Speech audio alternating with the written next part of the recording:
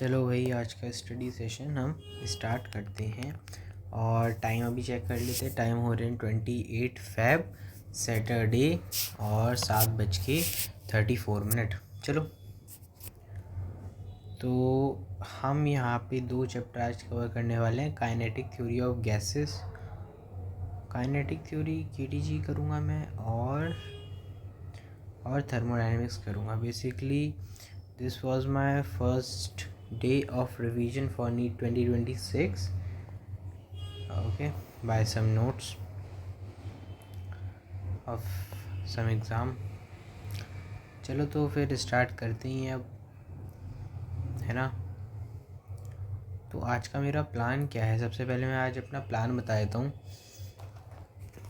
1 minute से ज़्यादा नहीं लगेगा मुझे अपना प्लान बताने में।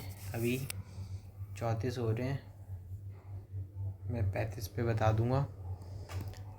मतलब कि हम सबसे पहले केटीजी और थर्मो के, गंदी राइटिंग में क्यों लिख रहा हूँ मैं, केटीजी और थर्मो के नोट्स को अभी रिवाइज करेंगे हल्का फुल्का। मतलब हल्का नहीं, पूरा ही करेंगे, ऐसे ही बोल रहा हूँ मैं। और नोट्स का मतलब कि कंप्लीट नोट्स, मतलब कि इस बैच के लेक्चर में सर ने जो जेईई मेंस के क्वेश्चंस कराए हैं उसका थोड़ा सा एनालिसिस करेंगे, उसका थोड़ा सा एनालिसिस करने वाले हैं। और हाँ, आज का फिज़िक्स का अपना यही रहने वाला है। फिज़िक्स का बाकी देखते हैं, ठीक है। केमिस्ट्री बायो का, फिज़िक्स का तो अपना यही रहने वाला है, ठीक है। और हाँ सुनो, और एक और काम है। आज हम फॉर्मूला शीट भी बनाएंगे। मेरी जो फॉर्मूला शीट केटीजी की है वो तो यहाँ पे डन हो चुकी है, बन चुकी है। एंड जो थर्मो की रह गई है वो मुझे बनानी है। नॉट डन, ठीक है। तो ये मुझे बनानी है और इसकी बन गई है। चलो तो फिर स्टार्ट करते हैं अपने नोट्स। और उससे पहले कि हम आज अपना एक चीज़ डाल लेते हैं, मतलब आज से अगर हम रिवीजन स्टार्ट कर ही रहे हैं, एक सेकंड, मिस्ड वाले मेरे पहले के हैं। मतलब कि मैंने रिवाइज़ तो करा था, लेकिन पता नहीं कुछ बोर्ड्स आ गए और कुछ भी आ गया और मैं रिवाइज़ नहीं कर पाया। ये पहले के हैं। ओहो, डिलीट कैसे होते हैं ये, कैसे करूं डिलीट, रुक जाओ।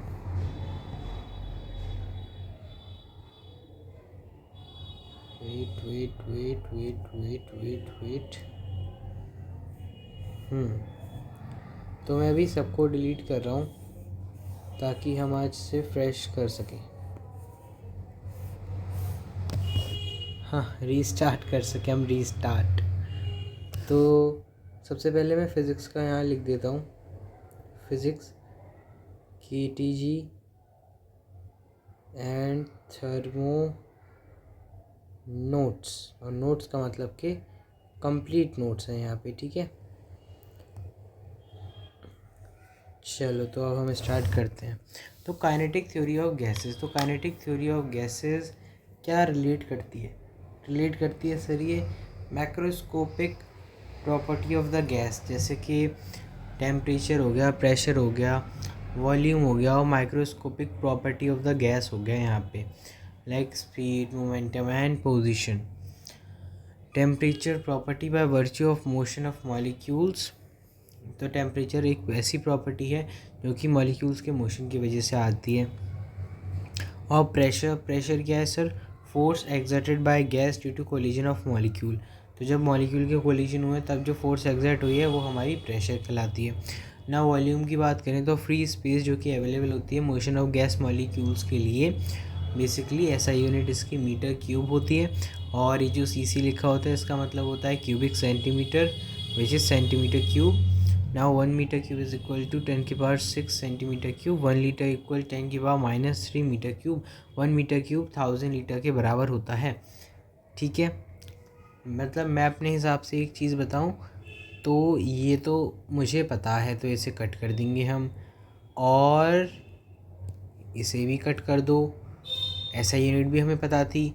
ये वाला मतलब कि हमें कन्वर्जन याद रखना है कि 1 मीटर क्यूब में 1000 लीटर होता है, मतलब कि मुझे याद रखना है, मुझे याद नहीं है।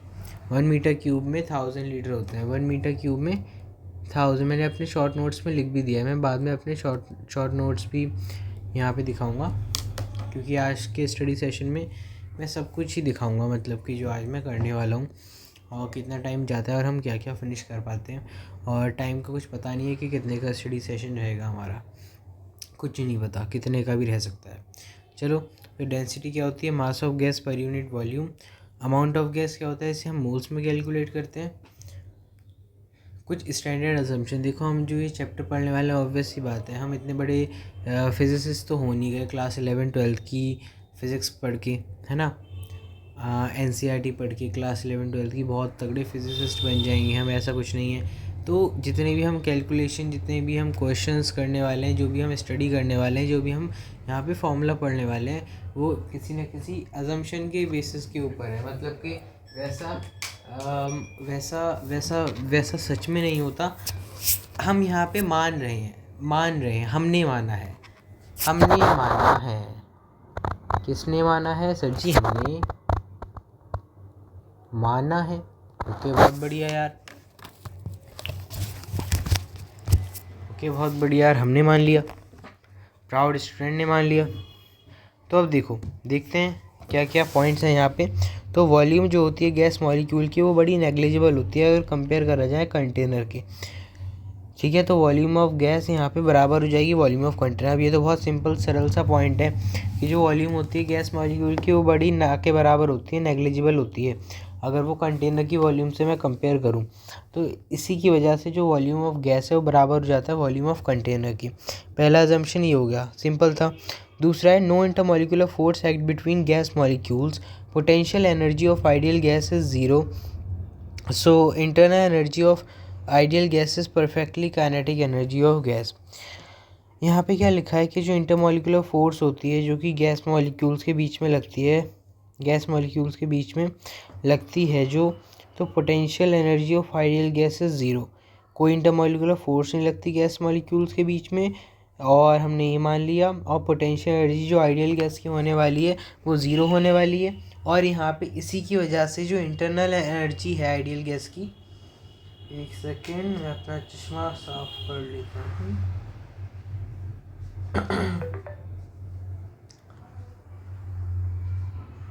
ये मैसेज क्यों भेजते हैं PW वाले? बच्चा तो इतने में ही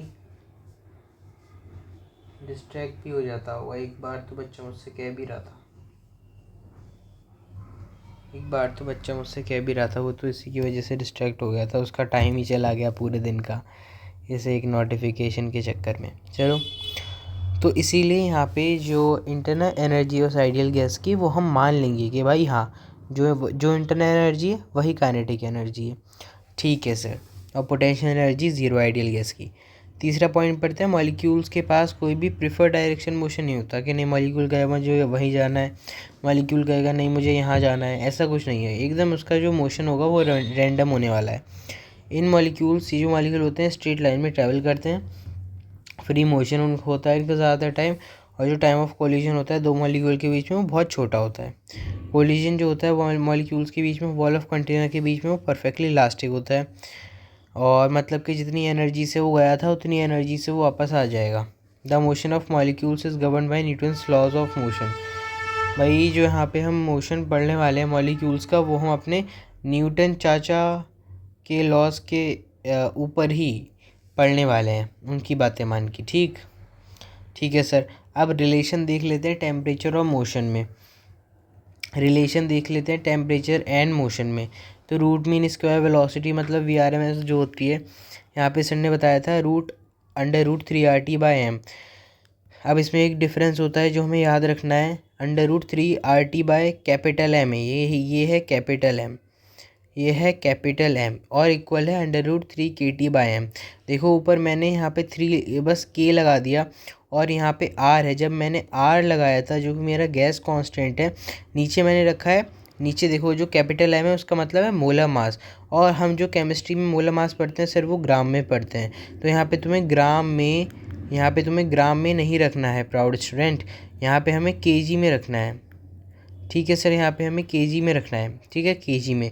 ये एक याद रखने वाली बात थी इस चैप्टर की, है ना, क्योंकि जाहिर सी बात है यार, गलती बिल्कुल हो सकती है, क्योंकि बिल्कुल यार मतलब कि केमिस्ट्री में हम मोलर मास पूरे इतने सारे चैप्टर्स तक ग्राम में ही लिखते हैं, लेकिन यहाँ पे हमें केजी में लिखना है। ठीक है सर, मैं इस बात को याद रखूँगा। मैं 10⁻³ से मल्टीप्लाई यहाँ पे कर दूंगा अगर मुझे उसे केजी में चेंज करना है, ऑब्वियस सी बात है। ठीक है सर, वो तो हम सारी बातें समझ गए आपकी, लेकिन ये स्मॉल m क्या है आखिर?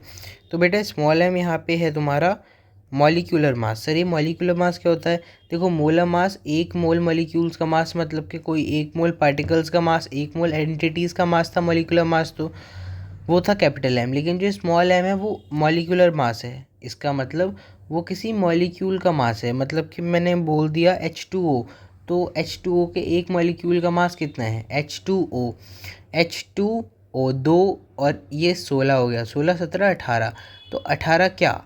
18 AMU या 18U या 18 ये क्या लिख रहा हूँ मैं, 18 इंटू 1.67 इंटू 10⁻⁻24 ग्राम, और you can say that -27 kg। और मैं तो तुमसे कहूँगा कि इसे भी kg में ही रखना, जो स्मॉल वाला ये है स्मॉल m, इसे भी kg में रखना मॉलिक्यूलर मास को। ठीक है, ठीक है सर, हमने VRMS के यहाँ पे 2 फॉर्मूले पढ़ लिए, √3RT/M और √3KT/m। ठीक है सर, हमें ये बात समझ आ गई। अब सर बता दो तो आखिर ये है क्या है? देखो 3 1 2 3 वाला बच्चों वाला 3। R क्या है? R है गैस कांस्टेंट। सर ये T क्या है? T हमें समझ नहीं आ रहा है। T है बेटा तुम्हारा टेम्परेचर, और सबसे ज़्यादा खूबसूरत बात है कि टेम्परेचर केल्विन में ही होना चाहिए। सर अगर मैं सेल्सियस में रख दिया तो क्या हो जाएगा? बेटा दुनिया एकदम ख़त्म हो जाएगी अगर तुमने सेल्सियस में रख दिया। अगर तुमने सेल्सियस में रख दिया तो दुनिया ख़त्म, दुनिया ख़त्म अगर सेल्सियस में रख दिया टेम्परेचर को। तो हमें किस में रखना है? ये अलर्ट होने वाली बात थी, मतलब कि हमें सर केल्विन में रखना है। ओके ठीक है, अब ज़रा देख लेते हैं कि आर की वैल्यू क्या क्या होती है। वैसे तो ये यार ये हर ही बच्चा जानता होता है, मैं भी जानता हूँ, इसलिए तो 8.314 हम रख सकते हैं, और 8.314 की जगह हम 25/3 भी रख सकते हैं। लेकिन अब मुद्दा ये है कि यहाँ की ऐसा यूनिट क्या है? तो जूल पर मोल केल्विन, या फिर जूल पर मोल पर केल्विन बोलो, वो ज़्यादा सही है। हाँ, जूल पर मोल पर केल्विन। तो 8.314 को 25/3 लग सकते हैं अपनी कैलकुलेशन को इजी करने के लिए। और VRMS का यहाँ पे एक और फॉर्मूला आ जाता है, √3P/ρ। ऊपर प्रेशर है और नीचे वॉल्यूमेट्रिक डेंसिटी है। अब अगला है मैक्सवेल डिस्ट्रीब्यूशन कर्व। ये मैक्सवेल का एक डिस्ट्रीब्यूशन कर्व होता है, ये कुछ ऐसा सा कर्व है। यहाँ पे जो होती है ये इसकी V मोस्ट प्रोबेबल है, ये V एवरेज है, और ये V RMS है। V RMS सबसे ज़्यादा होती है, then V average, then V, देखो यहाँ पे नीचे सर ने लिखा भी, वही मैं सोचूं, मैंने तो यार पढ़ा था कि सर ने लिखा है, यहाँ पे लिखा क्यों नहीं है? अगले पेज पे लिखा था सर ने। ये है V मोस्ट प्रोबेबल, ये है V एवरेज, और ये है V RMS root mean square.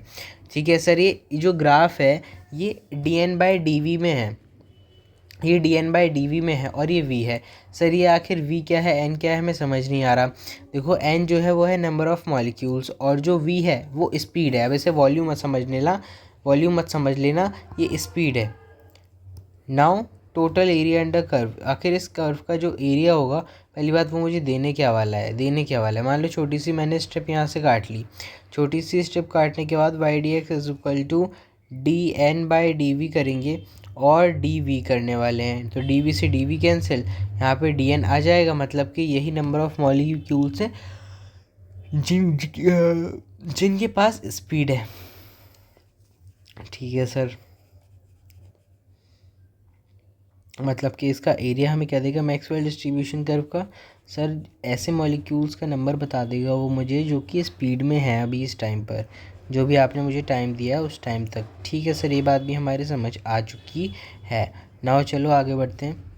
Now average speed का फॉर्मूला क्या होता है? तो ये मार रट्टा वाली बातें हैं सारी, इसमें कोई लॉजिक नहीं है, कोई लॉजिक नहीं है। इसलिए ये जो बैच में सर ने इसका पहला चैप्टर जो फिज़िक्स स्टार्ट करने के लिए उठाया वो केटीजियन थर्मोडायनेमिक्स होता है, because they are very very uneven, मतलब कि there is completely totally not a single thing is link with previous chapters और समथिंग एनीथिंग लाइक दैट। मतलब कि कोई भी चीज़ यहाँ पे रिपीट नहीं होती 99.99% ऑफ द टाइम। एक second.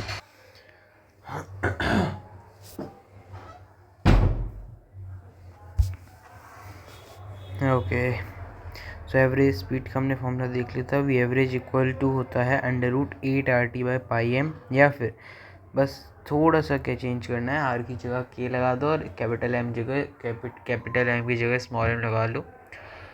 √8RT/πm equal to √8KT/π small M. Sir ये कैपिटल एम स्मॉल एम में क्या डिफरेंस है? कैपिटल एम तुम्हारा मोलर मास है और स्मॉल एम तुम्हारा मॉलिक्यूलर मास है।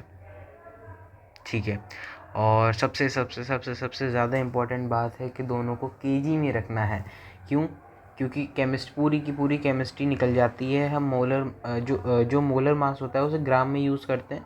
ठीक है, लेकिन यहाँ पे ध्यान रखने वाली बात, बहुत इंपॉर्टेंट ध्यान रखने वाली बात है, केजी में रखना है, केजी में रखना है, केजी में रखना है। ठीक है, ना मोस्ट प्रोबेबल स्पीड का फॉर्मूला है √2RT/M इक्वल टू √2KT/स्मॉल एम। सिंपल से फॉर्मूलाज हैं बस।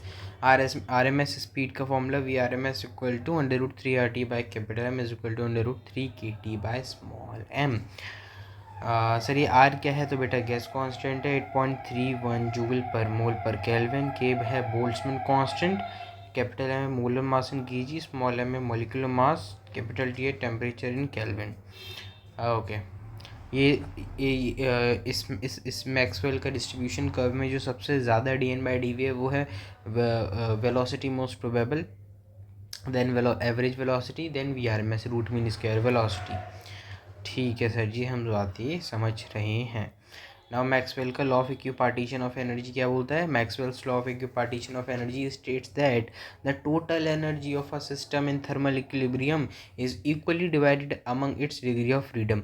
कि भाई किसी भी जो कोई भी जो सिस्टम होता है उसकी जो टोटल एनर्जी होती है, अगर वो थर्मल इक्विलिब्रियम में है तो अलग अलग इवनली वो सेग्रीगेट कर जाएगा अपनी डिग्री ऑफ फ्रीडम में। ये हमारा एक मैक्सवेल का लॉ ऑफ इक्विपार्टीशन बोलता है।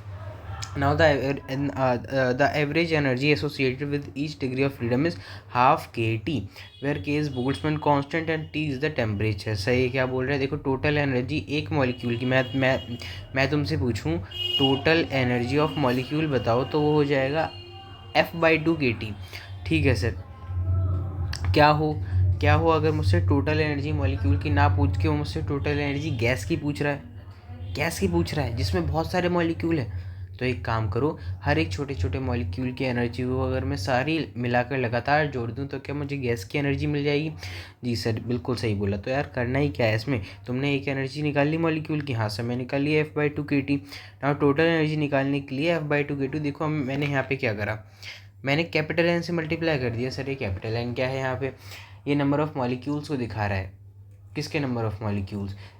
उस गैस में जितने भी नंबर ऑफ़ मॉलिक्यूल्स है। बस मैंने, अरे भाई ये तो वो वाला सवाल हो गया ना, ये तो वो वाला सवाल हो गया।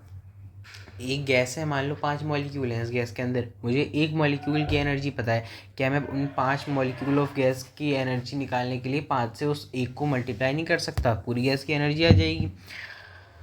तो बस थोड़ा बहुत अगर मैं यहाँ पे केमिस्ट्री भी घुसा दूँ, थोड़ा सवाल जो जेई में से इतना कोशिश करता है बनाने की, वो जैसे मॉलिक्यूल्स को N/Na लिख देता हूँ कि हाँ मस्त बन जाएगा सवाल। अरे कुछ मस्त नहीं बन पाएगा।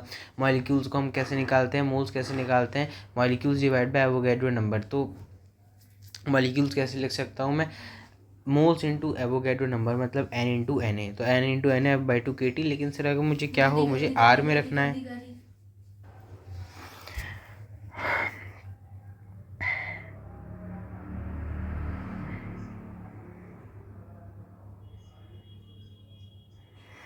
नाउ के टी को अगर मुझे r में लिखना है तो बस एक चीज़ होती है, जैसे कि यहाँ पे एक कन्वर्जन होता है इसका, r इज इक्वल टू के इंटू एवोगैड्रो नंबर। ये वाला कन्वर्जन बहुत इंपॉर्टेंट है, वैसे कभी नीट में तो नहीं आया है लेकिन ठीक है, टफ बनाने के लिए आ सकता है। R equal K into N A, क्या है sir, R equal K into N A, मतलब कि gas constant is equal to Boltzmann constant into Avogadro number. ठीक है सर जी, हम ये बात समझ चुके हैं। तो यू का फॉर्मूला एकदम सिंपल सी बात है कि N F R T by two हो जाएगा अगर तुम्हें आर में लिखना है। मतलब के वाली बातें तो तुम समझ गए ना, यहाँ सर मैं वो वाली बातें तो समझ गया, capital N two F by two K T और small N F R T by two. ठीक है, स्मॉल एन क्या है मैं अभी बोल रहा हूँ, नंबर ऑफ मोल्स हैं। कैपिटल एन क्या है, नंबर ऑफ मॉलिक्यूल्स हैं। एन ए क्या है, एवोगैड्रो नंबर है विच इज 6.022 इंटू 10⁻23।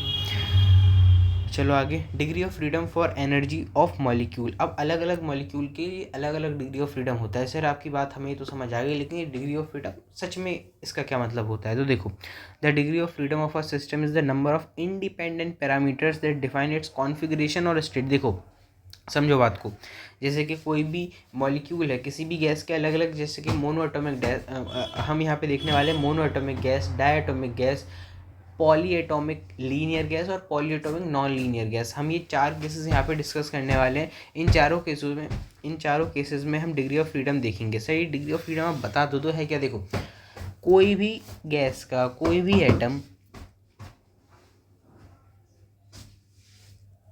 उन तीनों एक्सिस में कैसे कैसे मूव कर सकता है। सर नहीं, मैं नहीं समझा इस बात को।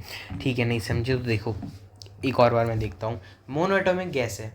अब मोनोएटॉमिक गैस का मतलब सर उस गैस का एक मॉलिक्यूल में एक एटम है। ठीक है, एकदम क्लियर बात है, एकदम साफ सुथरी बात। हाँ, एक मॉलिक्यूल के अंदर एक एटम है। ठीक है, अब वो एक एटम किस तरह के रोटेशन दिखा सकता है, मुझे किस तरह के मूवमेंट दिखा सकता है? ट्रांसलेशनल, रोटेशनल, वाइब्रेशनल की बात मैं थोड़ी देर बाद बताऊंगा, क्योंकि इसमें एक स्पेशल चीज़ आती है जो कि बच्चों को बहुत कंफ्यूज कर देगी। तो अभी थोड़ी देर बाद उसकी बात करता हूँ, लेकिन हम ट्रांसलेशनल और रोटेशनल की बात करते हैं। तो भाई जो मोनोटॉमिक गैस का ट्रांसलेशन होता है वो 3 आता है। सर 3 कैसे आ रहा है? अरे भाई एक्स में भी जा सकता है, वाई में भी मूव कर सकता है और जेड में भी मूव कर सकता है। एक्स में भी, वाई में भी और जेड में भी, तीनों एक्सिस में मूव कर सकता है सर, बिल्कुल। तो इसका डी एफ जो है वो 3 हो गया। लेकिन अगर मैं बात करूँ रोटेशनल की, अब भाई रोटेशनल तो इसका देखो समझो बात को, जैसे कि रोटेशनल नहीं आ सकता। सर क्यों नहीं आ सकता? मतलब देखो, जैसे कि मैंने ये एक एटम है भाई, यार इसमें क्या बोलूँ, एक एटम है। मैंने मान लो मुझे मुझे मुझे मोई निकालना है, मोई निकालना है मोमेंट ऑफ इनर्शिया। तो इसका मोमेंट ऑफ इनर्शिया तो आएगा ही नहीं सर। हाँ, ऐसे निकाल लो, मैं ऐसे बना दूँ, ये भी नहीं आ सकता मोमेंट ऑफ, ये क्या ही आएगा, ये क्या है? ये एक ही तो एटम है, इसलिए यहाँ का मोमेंट ऑफ इनर्शिया नहीं आता। तो यहाँ का जो रोटेशनल डिग्री ऑफ फ्रीडम होता है 0 हो जाता है। अच्छा, अगर मैं टोटल डिग्री ऑफ फ्रीडम पूछ लूँ मोनो एटॉमिक गैस का तो कितना होगा सर जी? 3 होगा। अगर मैं तुमसे वाइब्रेशनल पूछ लूँ उसके बारे में आगे बताऊँगा मैं। अच्छा, एग्जाम्पल तो भाई बहुत सिंपल है, हीलियम, नियॉन, आर्गन, जो भी नोबल गैसेज होती हैं वो सब तुम्हारी मोनोटॉमिक होती हैं। चलो अब अगला केस है डाईएटॉमिक गैस। डाईएटॉमिक गैस, अरे भाई जब मोनोएटॉमिक की ट्रांसलेशन 3 लेके चली गई तो डाईएटॉमिक तो ऑब्वियस सी बात है 3 लेके जाएगी। लेकिन इसमें एक नई चीज़ आ जाती है, rotational degree of freedom. Rotational degree of freedom यहाँ पे 2 आती है। सर जी 2 कैसे आ रही है? देखो, ये मेरे दोनों ऑब्जेक्ट ऐसे हॉरिजॉन्टल लाइन में रखे हैं। ठीक है, एक लाइन ये गिरा दी मैंने, ये ऐसे ऐसे घूम रहा है, ऐसे ऐसे। ठीक है, और एक लाइन मैंने ऐसे गिरा दी तो ये ऐसे घूम रहा है। ये थोड़ी विजुअलाइजेशन करने वाली बात ही है। ये थोड़ा ऐसे घूम रहा है और एक ऐसे घुमा दिया मैंने और एक ऐसे घुमा दिया एकदम। तो 2 डिग्री ऑफ फ्रीडम आते हैं इसके रोटेशनल के। अच्छा, टोटल कितना हो गया? 3 + 2 5 हो गया। ठीक है सर जी, बिल्कुल ठीक है। चलो और एग्जाम्पल बता दो भाई, सिंपल है, H2 N2O2, तो बहुत सारे एग्जाम्पल हो सकते हैं होने को।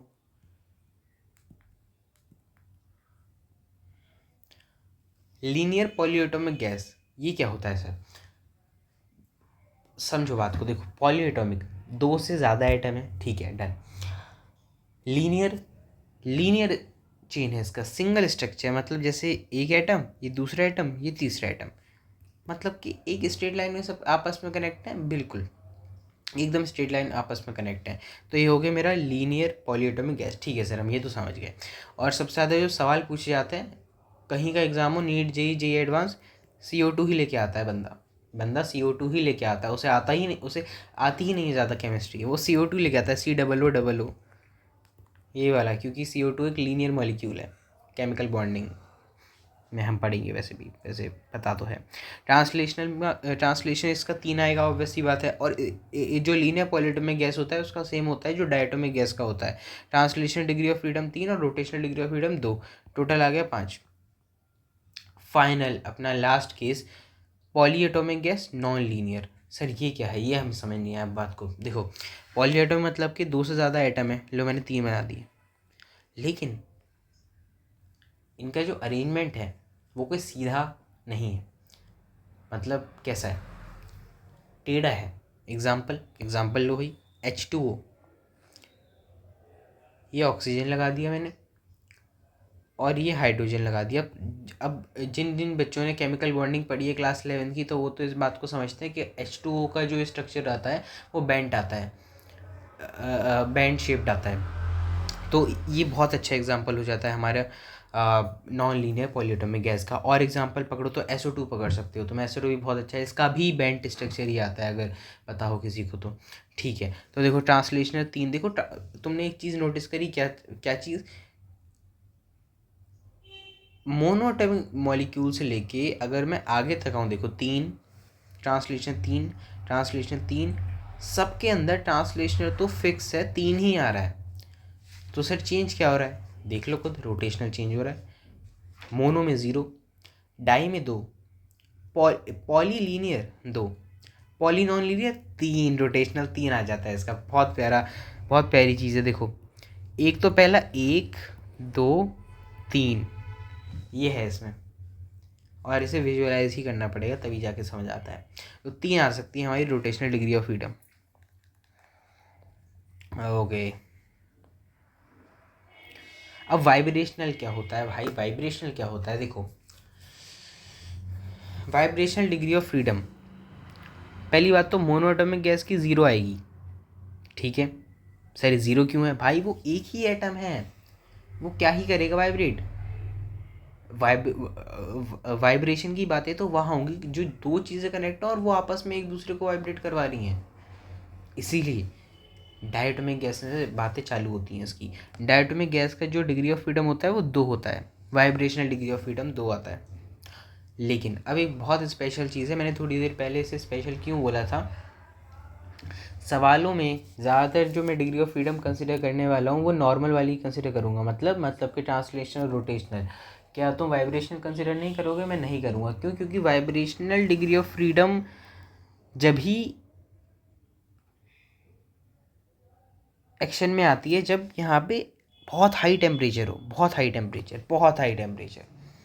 ओह, मतलब कि सवाल में जब तक तुम्हें ना बताया जाए कि वाइब्रेशनल डिग्री ऑफ फ्रीडम तुम्हें लेना है, तुम्हें नहीं लेना। ओके, चलो बहुत बढ़िया। अब हमारी देखो डिग्री ऑफ फ्रीडम वाली बातें यहाँ पे जो है मामला हो चुका है। अब हम देखते हैं specific heat capacity at constant volume, specific heat capacity at constant pressure, ratio of specific heat capacity at constant pressure constant volume. देखो specific heat capacity constant volume को CV बोलते हैं, कांस्टेंट प्रेशर को CP बोलते हैं, और इनके ratio को मतलब कि CP/CV गामा बोला जाता है। Okay, gamma, yes. तो फॉर्मूले बड़े इंपॉर्टेंट हैं इसके, CV=FR/2, CP=F+2/2 CP है, देखो CP में प्लस आता है, ऐड होगा ज़रूर, और CP हमेशा बड़ा होगा CV से, ये मैं बात बोल रहा हूँ, और ये बहुत फ़ायदा देगी। अभी तो तुम्हें मामूली बात लगी, लेकिन ये बहुत खूबसूरत बात है। तो CP=F+2 by two into R और C V is equal to F R by two. यहाँ तक बात एकदम क्लियर है? हाँ सर। और गामा जो होता है वो आ जाएगा तुम्हारा C P by C V, मतलब कि F plus two by F is equal to one plus two by F भी लिख सकते हो। ठीक है ठीक है ठीक है ठीक है ठीक है। और C P is equal to C V plus R होता है। हाँ, ये वाला फॉर्मूला शायद मैंने इंक्लूड नहीं करा है, मैं अभी कर दूंगा। C P is equal to C V plus R. चलो, अब ये मैंने पूरी टेबल यहाँ पे सर ने टेबल बना दी, मतलब बच्चों को मुश्किल होती है डिग्री ऑफ फ्रीडम याद करने में, तो बस ये टेबल देख लो, तुम्हें मोनो का, डाई का, पॉलीएटॉमिक लीनियर और पॉलीएटॉमिक नॉन लीनियर सबका याद हो जाएगा। देखो 3 3 3 3 0 2 2 3, टोटल आएगा 3 5 5 6। अब बच्चे से रटने की कोशिश करते हैं सी वी और सी पी और गामा को। मैं कह रहा हूँ रटने की क्या ज़रूरत है, रटने की क्या ज़रूरत है? तुम क्या मतलब चुटकियों में निकाल सकते हैं। मतलब मैं अगर तुमसे पूछ लूँ कि बताओ भाई डाई एटॉमिक का सी वी बताओ, डाई एटॉमिक का सी वी बताओ एफ आर बाई टू, अगर तुम्हें इसका एफ याद है कितना होता है 5 आर बाई टू। मतलब एकदम सेकेंड्स में। अगर मैं तुमसे पूछ लूँ पॉली एटॉमिक नॉन लीनियर का मुझे सी वी बताओ 6 R by two which is 3 R. अरे है कि नहीं?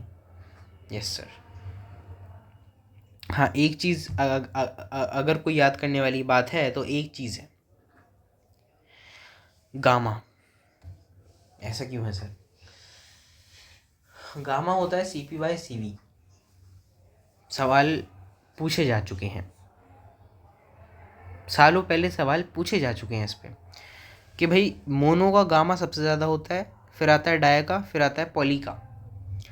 अब देखो, मोनोटॉमिक वैसे तुम निकाल सकते हो, अगर निकालने को आओ F plus two by F होता है 5/3 1.67, 7/5 1.4, 7/5 1.4 और 4/3 1.33। तो ये होता है कुछ 1.67 1.4 1.4 और 1.33। देखो, अगर तुम देखो ये ऑर्डर अगर तुम देखो तो डिक्रीज हो रहा है। मैं तुम्हें एक और चीज़ से वैसे समझा सकता हूँ, जैसे कि गामा का फॉर्मूला होता है F plus two by F, two को कॉमन निकाल लो, F by two plus one, sorry 1 plus two by F, 1 plus two by F बनेगा। अब तुम अगर एक चीज़ बहुत गौर से देखो तो gamma is inversely proportional to degree of freedom आ रहा है, मतलब कि मेरा जितना डिग्री ऑफ फ्रीडम बढ़ता जाएगा उतना ही मेरा जो गामा है वो कम होता जाएगा। ठीक है? हाँ, और जो कि मुझे देखने को भी मिल रहा है, मतलब कि मैं कोई हवा में बातें नहीं कर रहा हूँ, मुझे यहाँ पे देखने को भी मिल रहा है 1.67। अब अगला 1.4, अगला 1.4। अरे भाई दोनों का तो सेम होगा, दोनों का सी वी सी पी तो ओ सेम होता है। ठीक है, तो 1.4 1.4, देखो 1.3, तुम देख रहे हो 1.67 1.4 1.33 कम हुआ। जैसे जैसे डिग्री ऑफ फ्रीडम बढ़ा गामा सच में कम हुआ। तो वही तो बात मैंने तुम्हें बताई थी यहाँ पे, गामा का formula F plus two by F, 1 plus two by F inversely proportional to degree of freedom. ठीक है सर जी। अब इसके कुछ सवाल आते हैं, जैसे कि सी वी मिक्स और C P mix, F mix और gamma mix. C V mix का आ जाएगा N1 CV1 plus N2 CV2 divide by N1 plus N2। C P mix N1 CP1 plus N2 CP2 divide by N1 plus N2। F mix होता है N1 F1 plus N2 F2 divide by N1 plus N2। अब एक बहुत तगड़ी चीज़ आती है, gamma mix का मैं लिख दूँ N1 gamma 1 plus N2 gamma 2 divide by N1 plus N2, एकदम गलत हो जाएगा ये, और ये मैं 3 स्टार लगा दूंगा इस पर, क्योंकि लिटरली मतलब गलती यहाँ पे इसलिए होती है क्योंकि ये जो 3 फॉर्मूले हैं ना ये तुम्हें भटका देते हैं। मतलब कि यार बच्चा सोचता है कि अच्छा सीवी का जो फॉर्मूला था सीवी मिक्स का वो N1 CV1 plus N2 CV2 divide by N1 plus N2, CP mix का फॉर्मूला था N1 CP1 plus N2 CP2 divide by N1 plus N2, F mix का फॉर्मूला था N1 F1 plus N2 F2 divide by N1 plus N2। अब मुझे लगता है कि gamma mix का फॉर्मूला भी N1 gamma 1 plus N2 gamma 2 divide by N1 plus N2 होगा। बस हक दिया तुमने यहीं पे। ऐसा नहीं है, गामा मिक्स का जो फॉर्मूला आएगा बस यही एक चीज़ डिफरेंट आएगी, वो आएगी C P mix divide by C V mix. अब मैं तुम्हें पहले ही बताया था गामा का जो फॉर्मूला होता है वो रेशियो होता है basically, specific capacity at constant volume divide by specific capacity at constant ऊपर वाला प्रेशर था constant pressure divide by constant volume, C P by C V. तो C P mix divide by C V mix, मतलब अगर मैं और अच्छे से बोलूँ, यहाँ पे सर ने लिखा नहीं, मतलब इसका जो फॉर्मूला आएगा असली वो देख लो, थोड़ा सा खतरनाक सा आएगा लेकिन अब जो है वो वही है।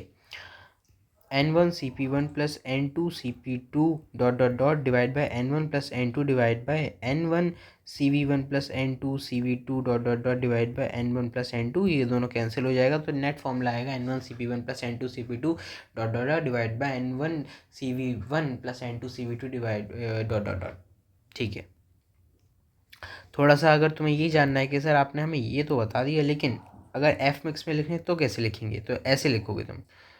अरे भाई अभी तो बताया था मैंने, एफ प्लस 2/f होता है इसका, और गामा को मैं 1+2/f भी लिख देता हूँ, तो यहाँ पे 1+2/f मिक्सचर लिख दूंगा मैं। ये मेरा फॉर्मूला हो जाएगा गामा मिक्स के लिए, तुम इसे यूज़ कर सकते हो। कई बार सवालों में तुम्हें वो डिग्री ऑफ फ्रीडम मिक्सचर निकालने को दे देगा, तो वो जल्दी से निकाल दो। 1+2/f मिक्सचर का फॉर्मूला लगा के गामा मिक्सचर आ जाएगा। इंटरनल एनर्जी हमारा फाइनल टॉपिक, यहाँ पे KTG खत्म हो जाएगा। Internal energy of ideal gas U is equal to NFRT/2 और NCVT। ये कैसे आ गया सर? है भाई CV को मैं क्या लिख सकता हूँ, CV को मैं क्या लिखता हूँ, CV को सर आप FR/2 लिखते हो, तो बस मैंने वही तो करा। NFRT/2 होता है तो NCVT हो सकता है। ठीक है, चेंज लिखना है अगर मुझे इंटरनल एनर्जी में, तो delta is equal to NFR∆T/2 NCV∆T। इसमें नंबर, ये जो n है और f है, मतलब कि नंबर ऑफ मोल्स और डिग्री ऑफ फ्रीडम है, वो कांस्टेंट रहने वाला है। क्लोज्ड वेसल है ना, ठीक है क्लोज्ड वेसल। यहाँ पे हमारा ये चैप्टर एंड होता है। नेक्स्ट चैप्टर स्टार्ट करते हैं, थर्मोडाइनमिक्स। नाउ देखो,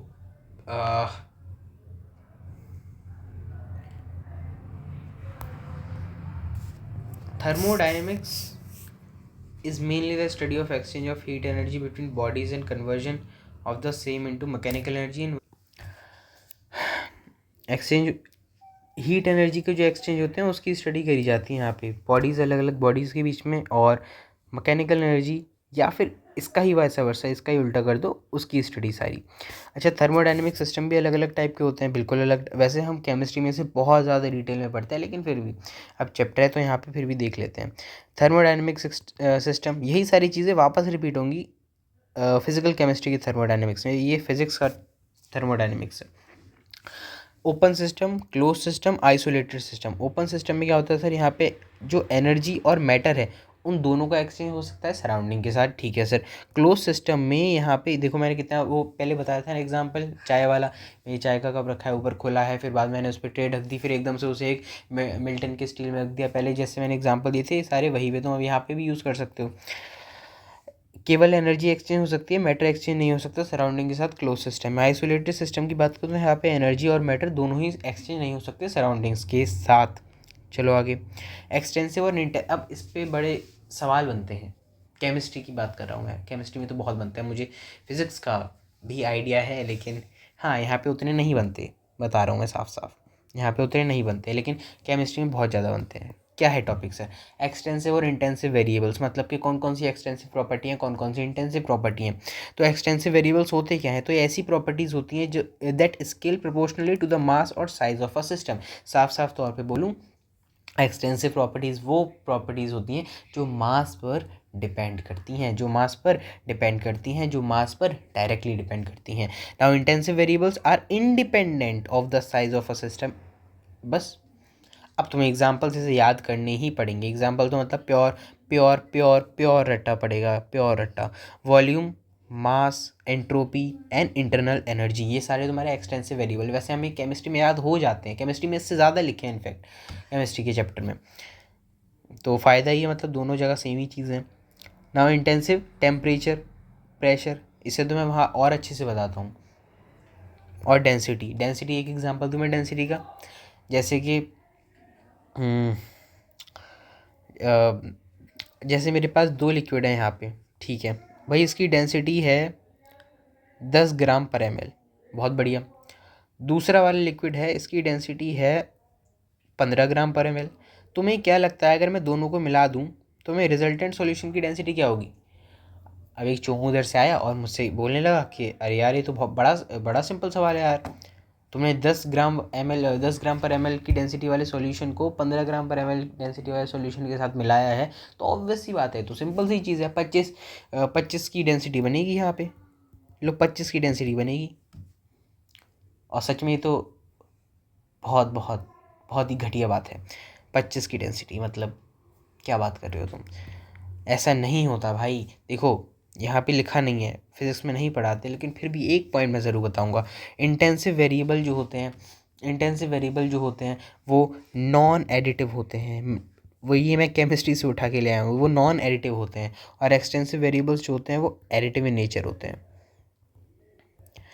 डेंसिटी ऐड नहीं हो सकती जो तुम करते हो, मतलब कि 10 और 15 को अगर मिलाया है तो जो रिजल्टेंट डेंसिटी आएगी वो 10 और 15 के बीच में आएगी ना यार।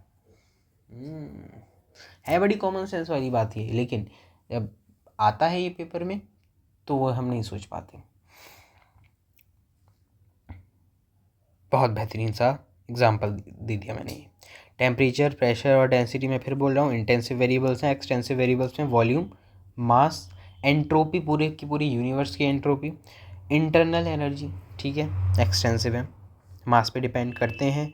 इंटेंसिव प्रॉपर्टीज़ मास पे डिपेंड नहीं करती, ठीक है। अब आता है जीरोथ लॉ ऑफ थर्मोडाइनमिक्स। ये बड़ा बड़ा लल्लू सा लॉ है, बड़ा बहुत ज़्यादा लल्लू सा लॉ है। सर क्या लॉ है? मेरे पास 3 सिस्टम है, मान लो। मैं इसे खुद ही बताना मुझे अच्छा लगता है। मान लो मेरे पास 3 सिस्टम है। कैसे 3 सिस्टम? मान लो ए, बी, सी, ठीक। हाँ सर, आपके पास 3 सिस्टम है। ये जो बी और सी है, मैंने बोला कि बी और सी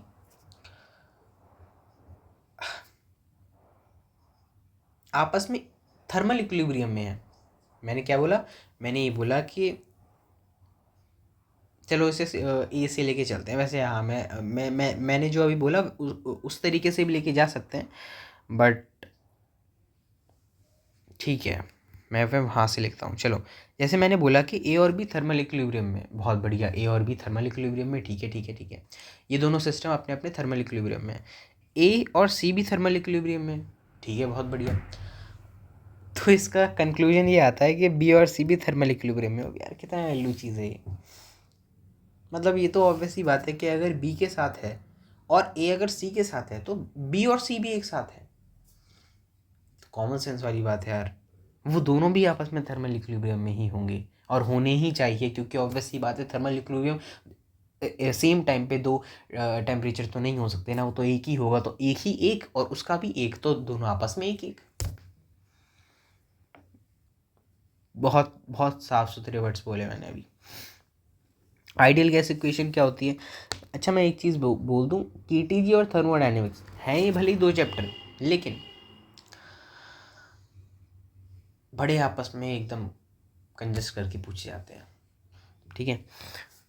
तो इसलिए मैं दोनों चैप्टर को पढ़ाने के बाद दोनों के एक ही बार में क्वेश्चंस करवाऊंगा, mix. Ideal gas equation, ideal gas equation हमारी क्या बोलती है भाई? ये सिंपल सिंपल बोलती है, P V is equal to N R T. P V N R T सारे के सारे पॉजिटिव होंगे। सर इसका मतलब क्या, मुझे ये समझ नहीं आया।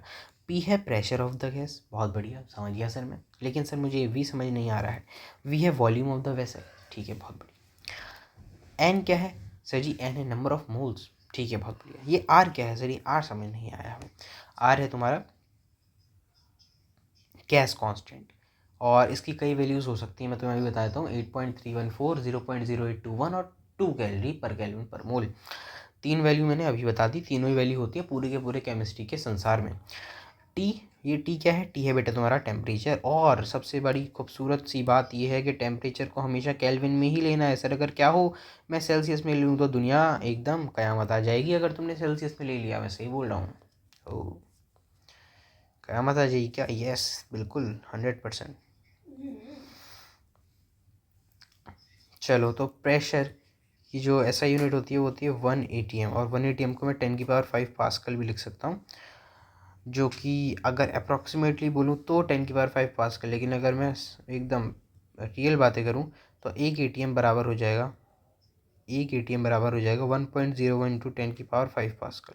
1.01 आता है, काफ़ी सारे सवालों में हम 1.01 को इग्नोर कर देते हैं क्योंकि है तो ये 1 के ही बराबर, इसलिए 10⁵ को हम यूज़ वहाँ पे कर सकते हैं। और दूसरी एक और यूनिट की बात करूँ तो ऐसी ये याद रखने वाली बात है कि 76 सेंटीमीटर ऑफ Hg कूलम होती है, मतलब जो मरकरी के रेफरेंस में दी जाती है। मरकरी ट्यूब्स जो आते हैं उसकी वजह से जो प्रेशर आता है 76 centimetre of H G coulomb. 1 ATM बराबर है 76 centimetre of H G coulomb और 1.0 इंटू 10⁵ पास्कल। ठीक है, और एक कोई बात अगर मुझे याद आ रही है, रुक जाओ।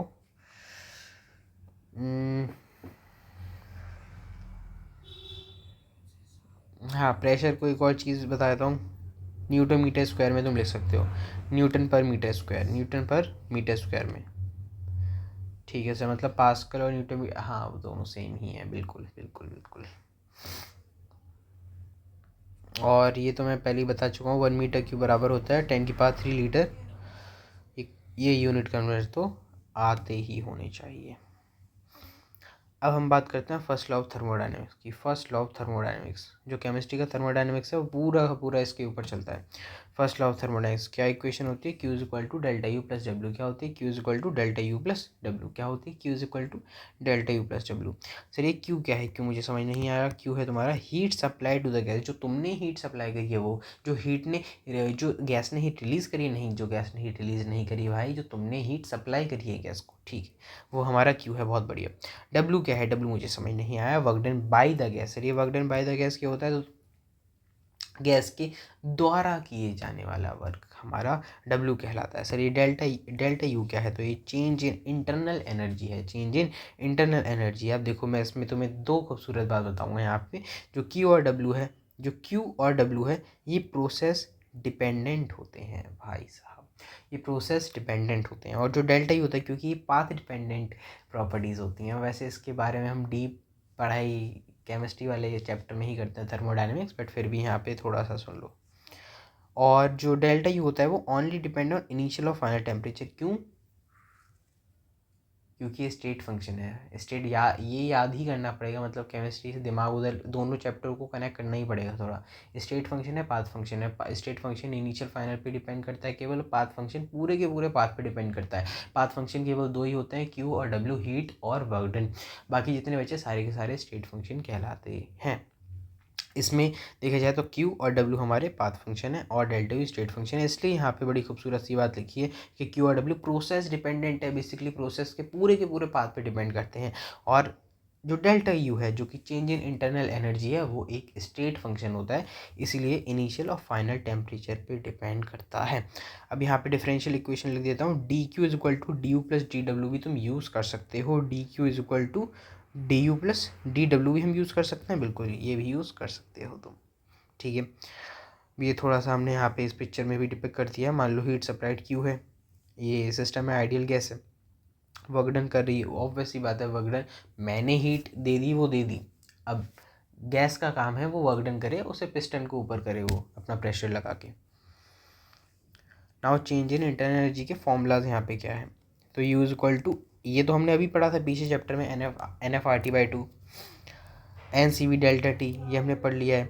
डेल्टा टी को हम लिख सकते हैं T final minus T initial, only depend on initial and final temperature. अभी बताया था मैंने, इफ़ टेम्परेचर इंक्रीज, अगर टेम्परेचर इंक्रीज करता है तो यू इंटरनल एनर्जी भी इंक्रीज करेगी, मतलब कि डेल्टा यू पॉजिटिव हुआ। साफ बात है कि नहीं, कैसे सर, अरे भाई डेल्टा यू होता है you final minus U initial. मैंने बोला कि टेम्परेचर इंक्रीज करे, टेम्परेचर इंक्रीज करने का मतलब है यू टी एफ इंक्रीज हुआ, टी एफ इंक्रीज होने का मतलब भी यू एफ इंक्रीज हुआ, यू एफ इंक्रीज होने का मतलब है जो तुम डेल्टा यू निकालने वाले, जो तुम चेंज निकालोगे U F minus U initial का, वो पॉजिटिव ही आएगा, क्योंकि ऑब्वियस सी बात है यू इनिशियल छोटा यू फाइनल बड़ा है, तो U final minus U initial is positive. If temperature अगर मैंने डिक्रीज कर दिया तो इसका उल्टा, टेम्परेचर डिक्रीज करेगा, टी एफ कम होगा, यू एफ कम होगा, डेल्टा यू की वैल्यू नेगेटिव आएगी, जहाँ देखो यहाँ पे लिखा भी होगा, then U decreases and delta U becomes negative.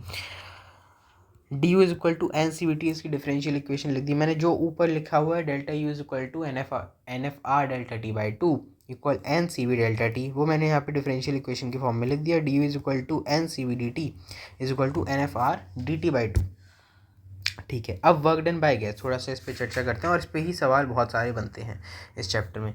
कैसे सवाल हैं, D W is equal to P D V, मतलब ये डिफरेंशियल इक्वेशन लिखी है मैंने, तमीज से लिखो तो ऐसे लिखो, W is equal to integration of P D V, मतलब कि साफ बोलूँ तो work done is equal to P delta V वाला फॉर्मूला होता है, मतलब कि work done is equal to pressure into change in volume V final minus V initial. Pressure के सर हमेशा पॉजिटिव होगा, बिल्कुल। हम यहाँ पे फिजिक्स की बातें कर रहे हैं, तो उसकी बात मत करना, यहाँ पे पॉजिटिव ही लेने वाले हैं हम, ठीक है। डीवी पॉजिटिव तब होगा, सुनना ध्यान ध्यान से, डीवी पॉजिटिव जब होगा जब वी इंक्रीज करी, ऑब्वियसली बात है, बड़ी लल्लू बात है। नेगेटिव जब होगा जब वी डिक्रीज करी है, और जीरो जब होगा जब वी कांस्टेंट है, ऑब्वियसली बात है। किसी भी कांस्टेंट का अगर तुम चेंज निकालोगे तो जीरो ही आना है, ठीक है सर, ठीक है, ठीक है। नाउ आगे क्या लिखा है, W is equal to P D V, अगर वॉल्यूम कंटिन्यूसली इंक्रीज करती है, ये वही सारी सेम बातें इन्होंने वापस रिपीट कर रहे हैं ये। अगर वॉल्यूम इंक्रीज करेगी तो ऑब्वियसली बात है डी वी पॉजिटिव होने वाला है, वर्क डन भी पॉजिटिव आएगा। नाउ वॉल्यूम कंटिन्यूसली डिक्रीज करती है तो डी वी नेगेटिव होने वाला है, जिसकी वजह से वर्क डन भी नेगेटिव हो। मैंने अभी तो बताया था प्रेशर हमेशा पॉजिटिव रहता है, मतलब कि सारा का सारा जो वर्क डन है वो डिपेंड करेगा तुम्हारे डी वी पे। अब वॉल्यूम कंटिन्यूसली इंक्रीज करिए तो वर्क डन पॉजिटिव ही होगा, ये तो मैंने अभी बोला था। वॉल्यूम कंटिन्यूसली डिक्रीज करती है तो वर्क डन नेगेटिव होगा, और वॉल्यूम रिमेन कांस्टेंट तो वर्क डन जीरो होगा, क्योंकि work done is equal to integration of P D V. If any process V initial is V final is V, W is not zero. बहुत बहुत sir ने क्या बात लिखी है, मतलब हाँ, डबल स्टार सर ने खुद ही लगाया है। मैं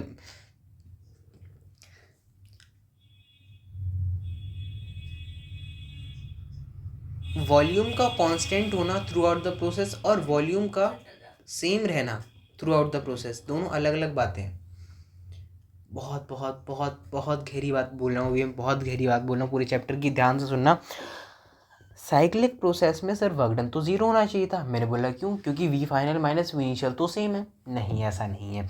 क्या continuously throughout the process work done constant आता? नहीं सर, कभी मैं इधर जा रहा था, कभी ऊपर, कभी इधर, कभी आगे, कभी पीछे, कभी दाएं, कभी बाएं। बिल्कुल सही बात है, मतलब कि साइक्लिक प्रोसेस में वर्क डन जीरो हो ये ज़रूरी नहीं है। इनफैक्ट होता भी नहीं है, वैसे 99% केसेस में नहीं मिलेगा तुम्हें।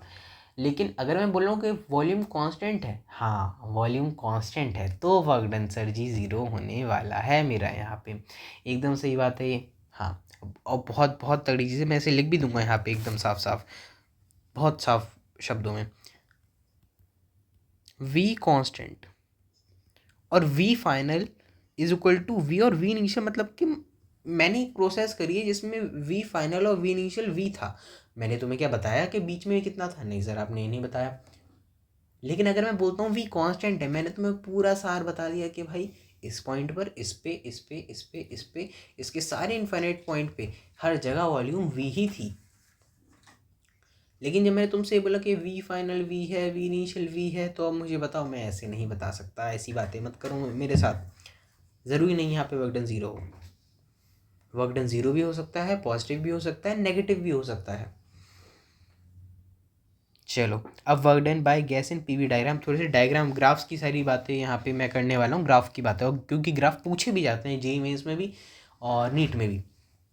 Work done equal to integration of P D V area under P V graph, मतलब कि सर जो पीवी ग्राफ का मैंने एक ग्राफ बनाया, पीवी का जो ग्राफ है उसका एरिया जब तुम लोगी तो एरिया मुझे क्या देगा? बताओ क्या देगा? वर्क देगा, वर्क डन देगा। ये बिल्कुल मैंने ये वाला एक ग्राफ बना दिया, और ये मेरा जा रहा है यहाँ से लेके यहाँ तक का पूरा एरिया, ये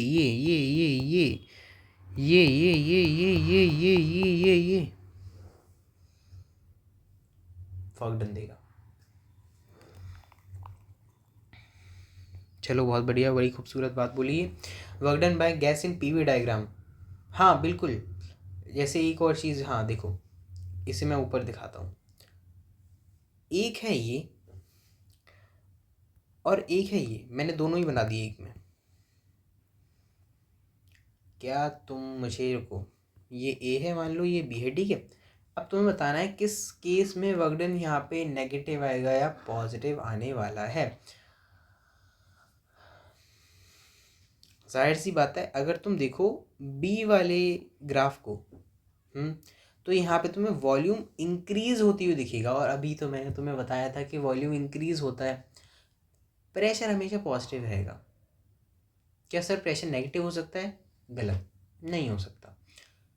इसका मतलब मुझे ये बात समझ आ रही है, यही तो मैं अभी इतनी देर से चिल्ला रहा था कि वॉल्यूम पॉजिटिव है अगर, तो सच में वर्क डन भी पॉजिटिव आएगा ही आएगा। यहाँ पे देखो अब ग्राफ को, अब अप्लाई करना पड़ेगा।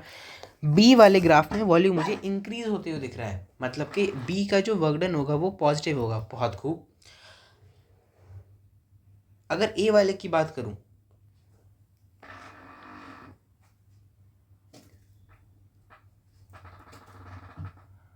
अगर ए वाले ग्राफ की बात करूं तो इसका वर्क डन भी पॉजिटिव होगा। क्या लगा था मतलब तुम्हें कि अगर मैंने एक लाइन ऊपर खींच दी एक लाइन नीचे खींच दी तो उससे क्या फ़र्क पड़ता है यार? क्यों? दोनों में वॉल्यूम तो इंक्रीज़ कर ही रहा है। मेरी पहले वॉल्यूम ये थी, फिर बाद में यहाँ पे पहुँच गई, मतलब कि ये देखो, ये एक्स पे मान लो, इधर एक्स कोऑर्डिनेट है कुछ 1, इधर कुछ ज़्यादा ही होगा, ऑब्वियस सी बात है 10 20 समथिंग। अब बी वाला ग्राफ देखो, मेरी कुछ पहले वॉल्यूम थी ये, अब फाइनली वॉल्यूम देखो ये हो गई, मतलब देख पा रहे हो बढ़ चुकी है। तो ऑब्वियस सी बात है वर्क डन इंक्रीज ही होगा, वर्क डन दोनों में पॉजिटिव आएगा। बच्चे पता है क्या सोचते हैं, ओह ये वाला ग्राफ ऐसे नीचे सा जा रहा है, नीचे जा रहा है, तो वर्क डन नेगेटिव होगा इसमें, और ए वाला ऊपर जा रहा है तो पॉजिटिव होगा।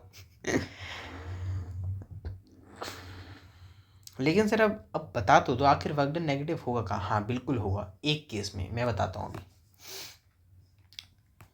अब बहुत ध्यान से सुनना इस बात को, ध्यान से सुनना मेरी बात। ये है प्रेशर और ये है वॉल्यूम। अगर मैं ग्राफ बनाता हूँ,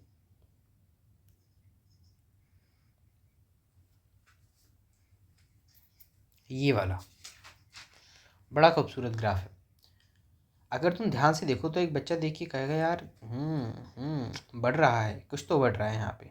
क्या बढ़ रहा है ये नहीं पता, कुछ तो बढ़ रहा है यहाँ। देखो ये ग्राफ इसका ऊपर जा रहा है, ऊपर तो जा रहा है, लेकिन अगर तुम ध्यान से देखो तो प्रेशर बढ़ रहा है, वो तुम्हारी वॉल्यूम तो घट रही है, और जब वॉल्यूम घट रही है तो ऑब्वियस सी बात है यहाँ पे वर्क डन नेगेटिव आने वाला है यार, नेगेटिव आने वाला है। क्या मतलब क्या यार, मतलब कितनी खूबसूरत खूबसूरत बातें हैं। तुम्हें डायरेक्शन देखना पड़ेगा, इस वाले में भी पीछे जा रहा है मतलब वॉल्यूम कम हो रही है, वक्त नेगेटिव होगा। इस वाले में भी पीछे जा रहा है, लेकिन सर ये ग्राफ तो ऊपर है, तो क्या उससे क्या फ़र्क पड़ता है? वॉल्यूम देख, कितनी बार लिखूँ मैं, वॉल्यूम देखो, वॉल्यूम देखो। वर्क डन के साइन निकालने के लिए, वर्क डन का साइन निकालने के लिए बहुत साफ वर्ड्स लिखे मैंने, बहुत साफ, बिल्कुल एकदम साफ सुथरे हैं ये। सबसे बेहतर वॉल्यूम देखो वर्क डन का साइन निकालने के लिए, और इससे सारे सवाल बन जाएंगे, मैं बता रहा हूँ, जेईई मेंस के और नीट के भी, पीवाईक्यू जितने भी। थोड़ी देर में अभी दिखा भी दूंगा मैं। Work done by gas in PV diagram. अब हाँ, ये वाले डायग्राम जो होते हैं सर, इन्हें हम कैसे सॉल्व करेंगे? जैसे कि ए से बी गया मैं, फिर बी से सी गया, और सी से डी गया। अब मैं तुमसे पूछ रहा हूँ कि यार एक प्रोसेस है ABCD, मुझे यहाँ का वर्क डन बता दो, कैसे सॉल्व करेंगे हम इसे?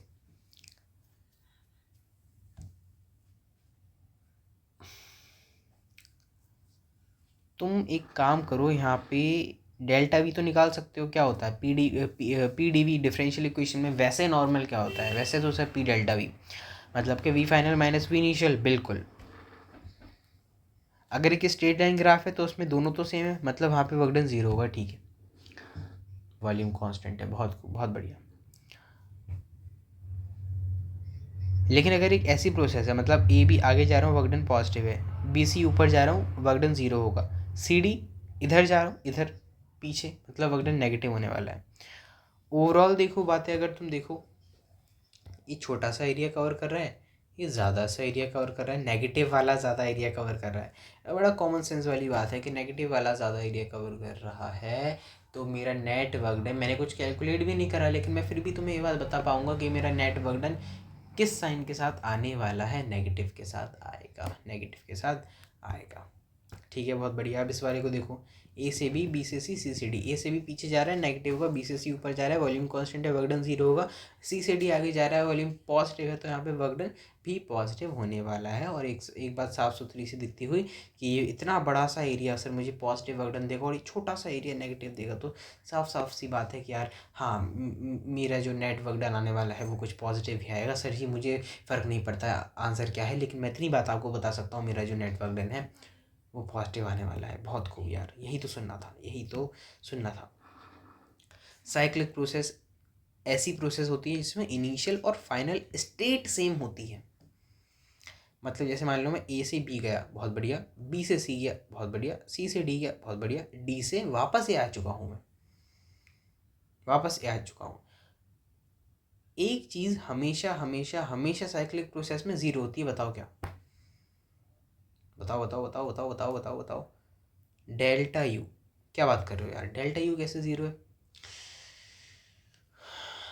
देखो, टी फाइनल और टी इनिशियल, ये दोनों टेम्परेचर क्या सेम है? हाँ सर, मतलब कि क्या डेल्टा टी भी ज़ीरो होगा? बिल्कुल, डेल्टा टी ज़ीरो आ गया। मैंने क्या बताया था थोड़ी देर पहले कि डेल्टा यू डिपेंड करता है डेल्टा टी पे। अगर डेल्टा टी ज़ीरो है तो डेल्टा यू भी तो ज़ीरो होगा ही। अरे है कि नहीं? डेल्टा टी ज़ीरो है तो डेल्टा यू भी ज़ीरो होना मस्ट कंडीशन है, 100% मस्ट कंडीशन है। एक बंदा मुझसे अगर मान लो जो थर्मोडायनेमिक्स का फर्स्ट लॉ होता है Q is equal to W plus Q, Q is equal to W plus U, यहाँ पे यू ज़ीरो था, यहाँ पे यू ज़ीरो, मतलब सर मतलब कि क्यू और डब्ल्यू, जितनी मैंने उसे हीट सप्लाई करी उस गैस ने उतना ही वर्क डन करा है, work done by the gas. हाँ, साइक्लिक प्रोसेसेस के सारे केसेस में। सर अब तो आप मुझे एक फाइनल बता दो, मैं साइक्लिक प्रोसेस के सवालों में वर्क डन कैसे निकालूं? जो साइक्लिक प्रोसेस जितना एरिया कवर करेगी वो एरिया निकाल दो। क्या इतना आसान है? यस, इतना आसान है। लेकिन थोड़ा सा पता है गेम खेलते हैं, मतलब कैसा गेम होता है इनका, मतलब कि ये तुमसे ये यूनिट्स में खेलेंगे, यूनिट्स में ही खेलेंगे। मैं भी साफ साफ बोल रहा हूँ, जेई 2026 में जो सवाल आए थे वो कैसे थे? सिंपल थे। फिर उन्होंने क्या खेला था? यूनिट में खेला था। प्रेशर को तुम्हारा मेरे ख्याल से पास्कल न्यूटन मीटर स्क्वायर, उन्होंने शायद न्यूटन सेंटीमीटर स्क्वायर में दे दिया था, कुछ न्यूटन पर सेंटीमीटर स्क्वायर, और इधर जो वॉल्यूम थी वो सेंटीमीटर क्यूब में दे दी थी। तो उसमें थोड़ा सा तुम थोड़ा थोड़ा नहीं बोलूँगा, थोड़ा सा ज़्यादा ही यूनिट्स में दिमाग लगाना पड़ेगा, लेकिन अगर पूरा देखा जाए कंसेप्ट तो आसान था। हाँ, और होने वाला सवाल था वो, ठीक है। यूनिट तो कोई बच्चा कर लेगा अगर थोड़ा बहुत उसे आता ही है। लेकिन इससे एक बात तो पता चल गई ना कि हाँ, मतलब कि सवाल टफ बनाने को अगर इस टॉपिक से कोई बैठे बनाने एग्जामिनर के, आज तो बच्चों की एकदम मतलब ख़त्म कर देना है, तो यूनिट्स में खेल देगा। Heat supply to the gas, अब Q is equal to delta U plus W, ये अभी हम थोड़ी देर पहले पढ़ा था हमने। क्या मैं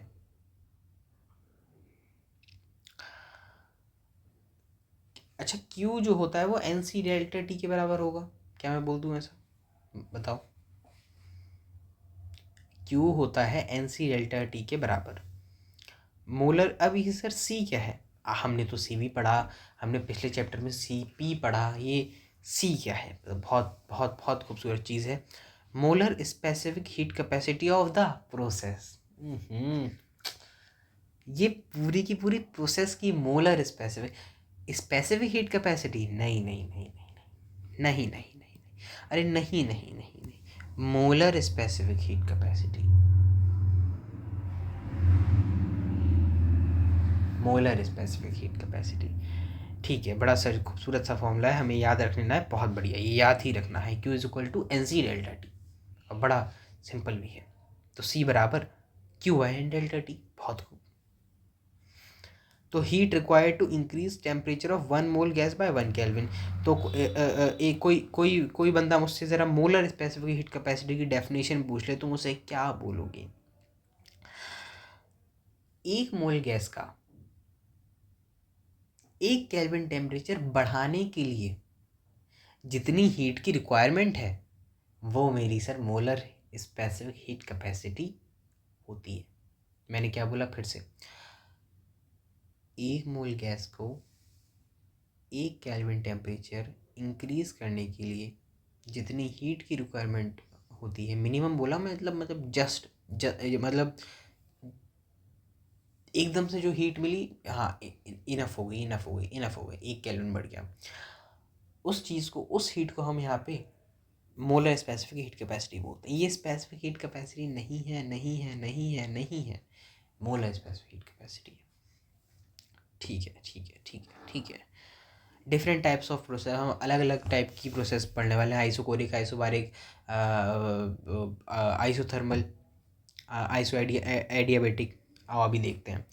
सर जी, आइसोकोरिक प्रोसेस क्या होता है भाई? यहाँ पे वॉल्यूम कांस्टेंट होने वाली है। वॉल्यूम कांस्टेंट है मतलब कि pressure direct proportional to temperature, P1/P2 is equal to T1/T2। Yes. Delta is equal to NFR delta T/2। अब मैंने तुमसे बोला कि यार वॉल्यूम कांस्टेंट है तो work done is equal to PdV, मतलब वर्क डन जीरो होगा क्या सर? बिल्कुल जीरो होगा। मतलब कि Q बराबर डेल्टा यू, बिल्कुल सर Q बराबर डेल्टा यू। मतलब कि क्या मैं लिख दूँ NC delta T is equal to NFR delta T/2? अरे भाई अभी तो मैंने तुम्हें पढ़ाया क्यों is equal to NC delta T, और डेल्टा यू तो तुम्हें पता ही था क्या, NFR डेल्टा T/2। ठीक है। अब बात यह है कि तुम C को FR/2 लिखते हो, मतलब कि इतनी देर से जो यहाँ पे मैं C देख रहा हूँ, क्या आइसोकोरिक प्रोसेस में जो C है क्या वही CV है? बिल्कुल। अभी रूप बदलने वाले हैं। अभी तुम आगे देखो, आइसोबारिक में जो तुम्हारा C होगा वो CP निकल के आ जाएगा। अभी देखो यहाँ पे, रुक जाओ, पिस्टन फिक्स्ड है, बिल्कुल। रुक जाओ, रुक जाओ, रुक जाओ, रुक जाओ। देखो यहाँ पे थोड़े पहले ग्राफ की भी तो बातें कर लें। वॉल्यूम कांस्टेंट है मतलब स्ट्रेट लाइन के ग्राफ बनेगा यहाँ।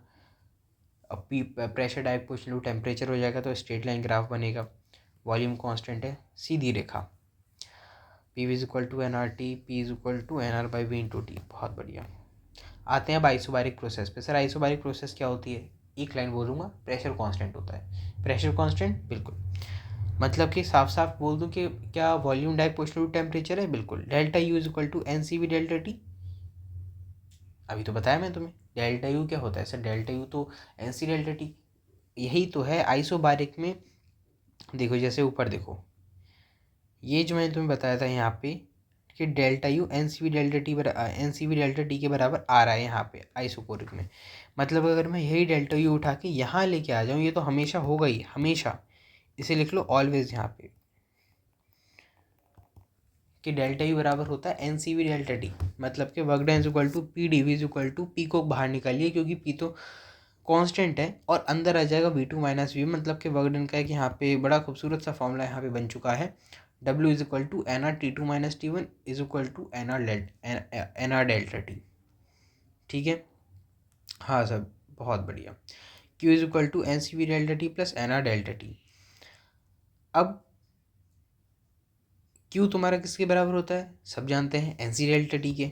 ठीक है, और ये जो तुमने यहाँ पे फॉर्मूला लिखा है कि Q बराबर W प्लस डेल्टा यू होता है, तो W तो मेरा आ गया NR delta T, NR delta T। और डेल्टा यू मुझे पता है NCV डेल्टा T, तो मैंने क्या करा कि डेल्टा T को कॉमन निकाल लिया और N को कॉमन निकाल लिया, अंदर बचा CV प्लस R। अब सब लोग जानते हैं कि CV प्लस R क्या होता है। क्या होता है? अरे भाई, R इज इक्वल टू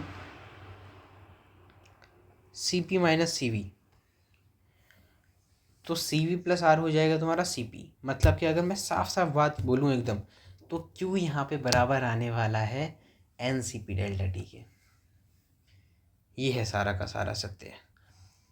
अच्छा, यहाँ जो आइसोकोरिक प्रोसेस थी, यहाँ पे जो पिस्टन था वो फिक्स था।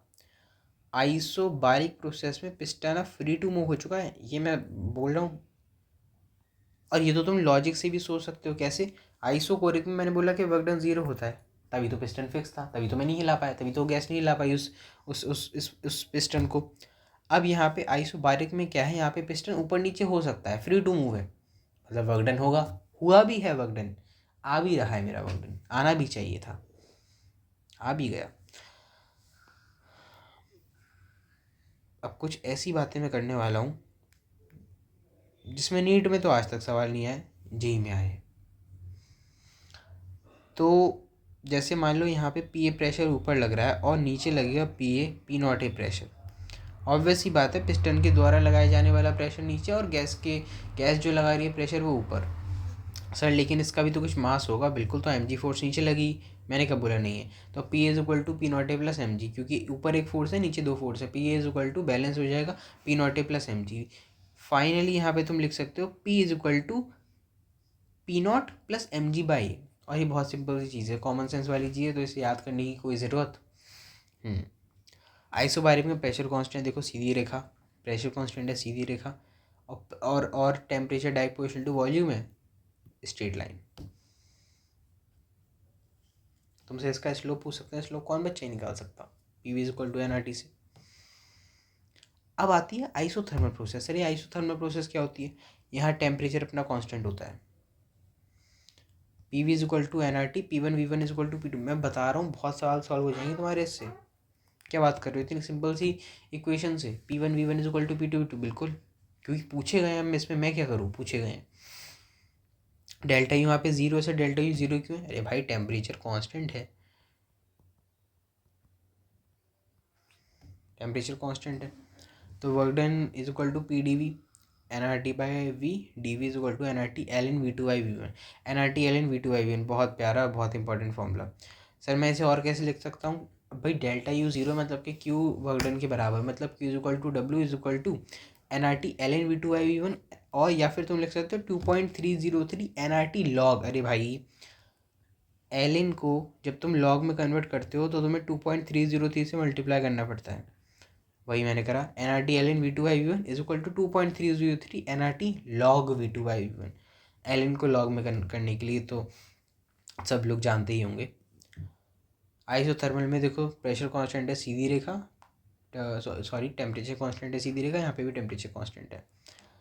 आइसोथर्मल में ये वाला ग्राफ जैसे पी और वी का बनता है, पी और वी कांस्टेंट है साफ साफ से। अरे भाई P V is equal to N R T, sir N constant, R constant, T constant, मतलब कि P V is equal to constant, P inversely proportional to one by V.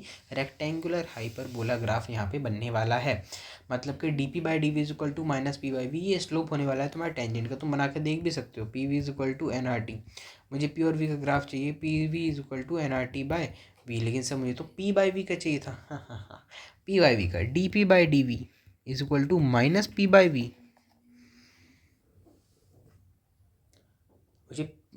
मुझे पी बाई वी तो चाहिए, तो एक काम करो,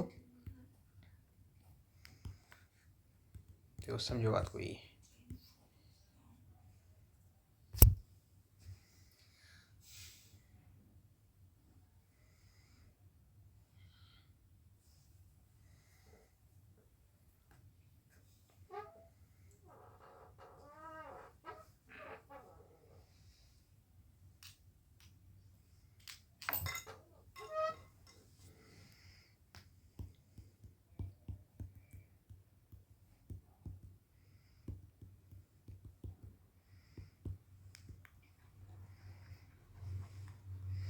D P by D V is equal to minus P by V आता है, ये हमें याद रखना है आइसोथर्मल के ग्राफ्स में। अगर पी और वी में बनता है, अगर पी और वी में बनता है तो स्लोप क्या आता है? Minus P by V, minus P by V, minus P by V. अब आता है एडियाबैटिक प्रोसेस। हमारा चैप्टर यहाँ पे एंड ही होने वाला है, फिर आएगी पॉलीट्रॉपिक प्रोसेस, फ्री एक्सपेंशन। बहुत सिंपल है, पता है, जी 2026 इतना रिपीटेड है, इतना रिपीटेड, मेरे पेपर तक में आया था ये। फ्री एक्सपेंशन होता बहुत सिंपल है। Second law Carnot engine cycle, NEET में ये नहीं है, लेकिन फिर भी हम पढ़ लेंगे। हीट इंजन और रेफ्रिजरेटर वाला केस, ठीक है, बता दूंगा दोनों। आज हम तुम्हें फ्रिज भी बता देंगे।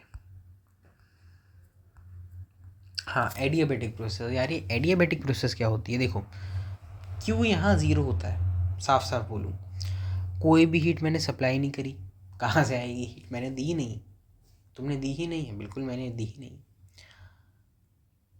ऐसा क्यों हुआ सर? जो मेरी दीवारें थी वो बड़ी नॉन कंडक्टिंग टाइप की थी, बड़ी साफ बातों में बोलूँ, मेरी जो वॉल्स थी वो मिल्टन की स्टील की थी। हाँ क्यू ज़ीरो है, डी क्यू ज़ीरो होगा, तो P one V one is equal to P one V one gamma is equal to P two we two gamma. P V gamma constant, P V is equal to N R T, तो P V gamma constant है, T one V one gamma minus one is equal to T to we two gamma minus one. मैं बोलूँगा, तुम पता है क्या याद रखो, P V gamma is equal to constant और T V gamma minus one, बस इतना, इतने में बहुत तगड़ा खेला हो जाएगा, इतने में ही खेला हो जाएगा बिल्कुल। पी वी गामा और T V gamma minus one दोनों कांस्टेंट होते हैं। तुम्हें और लिखना है तो T one V one gamma minus one equal to to we V, two ये तो तुम खुद लिख सकते हो। Yes sir. अच्छा, work done is equal to N R T one one minus gamma is equal to minus N C V delta T. Delta U बराबर N C V delta T हमने पढ़ लिया, क्यू ज़ीरो होता है, बिल्कुल Q यहाँ zero है, मतलब कि वर्क डन और डेल्टा यू का रिलेशन पैदा हो गया यहाँ पे माइनस में। डेल्टा यू होता है minus N C V delta T, मतलब वर्क डन इस केस में आ जाता है minus N C V delta T, किस में, एडियाबैटिक प्रोसेस में। Work done is equal to minus N R gamma minus one into T, minus N R gamma divide by gamma minus one into T. ठीक है, C P minus C V is equal to R, gamma is equal to C P by C V is equal to R upon one minus gamma. बिल्कुल ये लिख सकते हो तुम, C V is equal to R upon one minus gamma, C V is equal to R upon one minus gamma. Adiabatic process के कुछ graphs हैं, वो बड़े इंपॉर्टेंट हैं, मैं 3 स्टार लगाऊंगा इस पर सच में। स्लोप ऑफ टेंजेंट क्या होगा, minus gamma P Y V, याद रखने वाली बात है, माइनस गामा। अच्छा, जो आइसोथर्मल ग्राफ का स्लोप होता है, बस तुम उसे माइनस गामा से मल्टीप्लाई कर दो, एडियाबैटिक प्रोसेस का स्लोप आ जाएगा। इसका मतलब सर आप मुझसे ये कहना चाह रहे हो कि एडियाबैटिक का स्लोप ज़्यादा होता है आइसोथर्मल से, एडियाबैटिक का स्लोप ज़्यादा होता है आइसोथर्मल से। यस, और इससे नीट में भी सवाल आ चुका है 2017। एडियाबैटिक का यहाँ पे स्लोप ज़्यादा होने वाला है आइसोथर्मल से। पॉलीट्रॉपिक प्रोसेस पढ़ते हैं अब सर। पॉलीट्रॉपिक प्रोसेस क्या होती है, क्या होती है?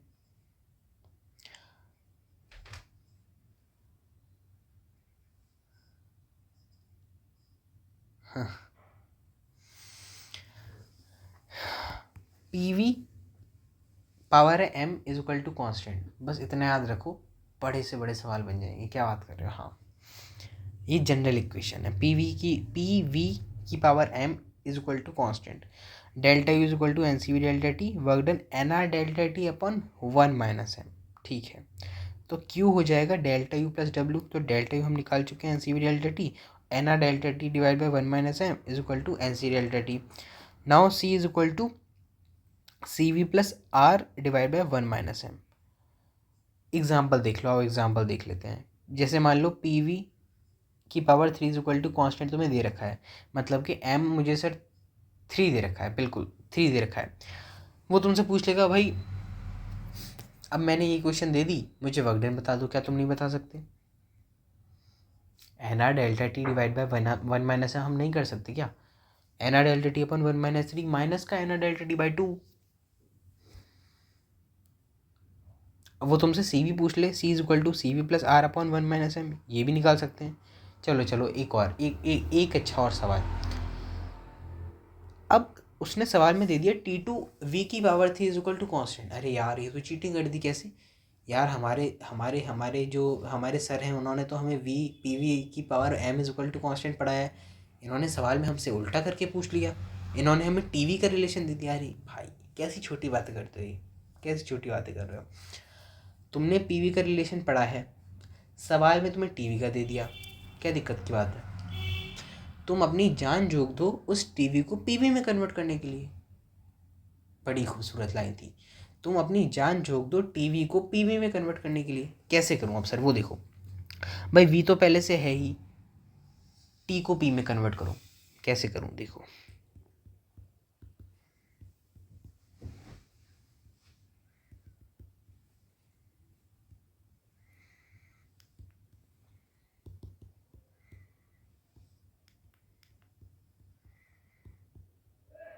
T square is equal to P square V square divide by N square R square. अब एक बात कन्फर्म है, एन स्क्वायर आर स्क्वायर तो कांस्टेंट है, इसे उधर भेज दो, कांस्टेंट को कांस्टेंट से मल्टीप्लाई करो, कांस्टेंट ही पैदा होगा एक नया।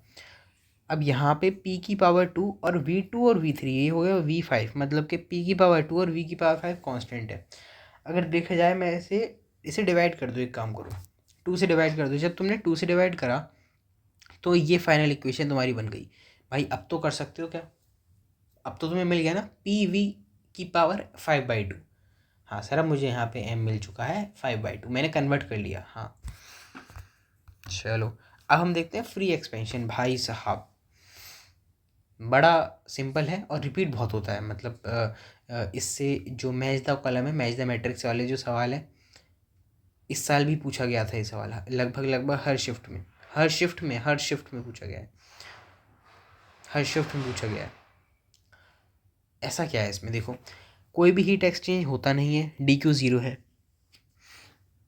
कोई भी वर्क डन नहीं हुआ, बहुत बढ़िया, अरे डी यू भी ज़ीरो है, टी इनिशियल टी फाइनल भी सेम है, P one V one is equal to P two we two. Sir free expansion इसका नाम क्यों रखा है, देखो यहाँ देखो, बिफोर ड्यूरिंग आफ्टर।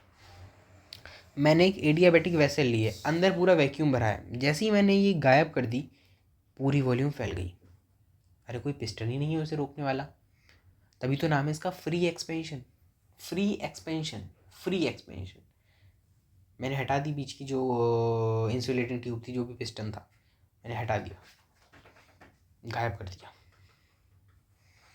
और उसका ग्राफ अगर तुम बना तो पता है कैसे बनेगा, पीवी का बड़ा वैल्यू ग्राफ है, ये 2 पॉइंट बना दिए ना मैंने, यही ग्राफ है, क्या बात कर रहे हो, हाँ ये 2 पॉइंट जो बनाए यही ग्राफ है। दोनों सेम होंगे यहाँ, दोनों सेम होंगे।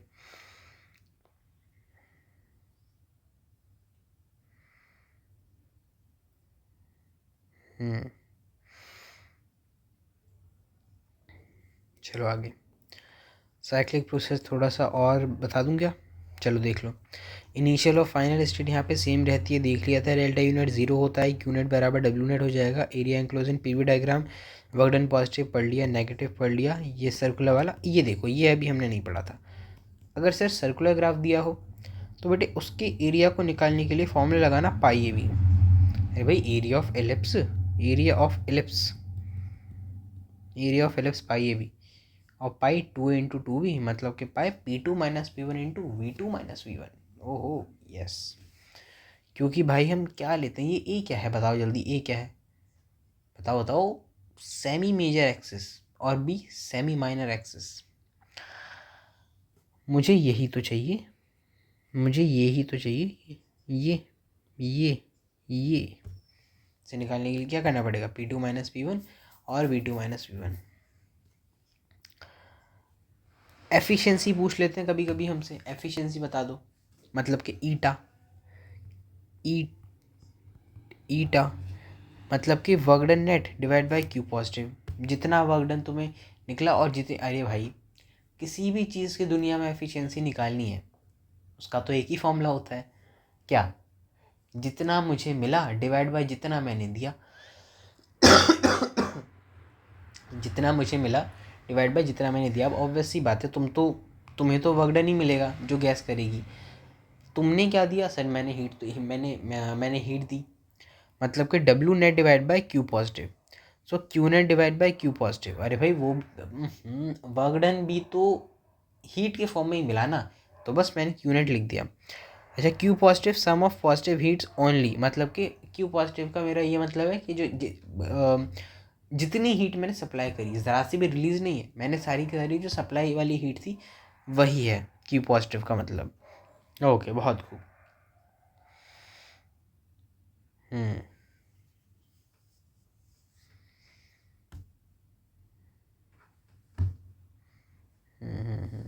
चलो अच्छा, अब आते हैं सेकंड लॉ। हमारा फर्स्ट लॉ पूरी चर्चा हो गई फर्स्ट लॉ पे, अब आते हैं सेकंड लॉ ऑफ थर्मोडायनेमिक्स।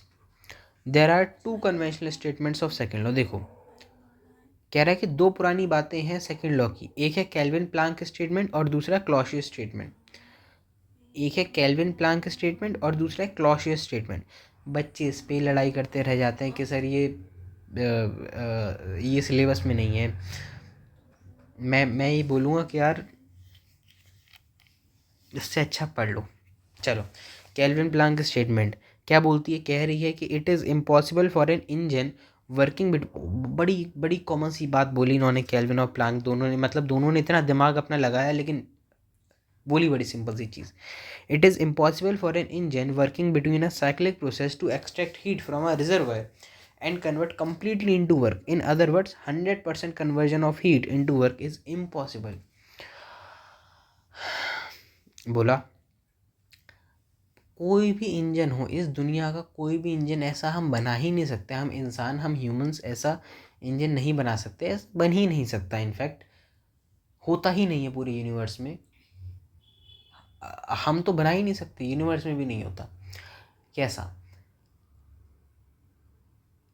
मैंने जितनी हीट दी, मान लो मैंने कुछ 500 जूल हीट दी, ठीक है।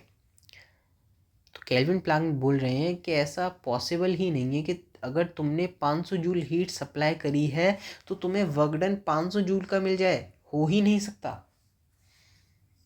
तो फिर कुछ कम ही मिलेगा।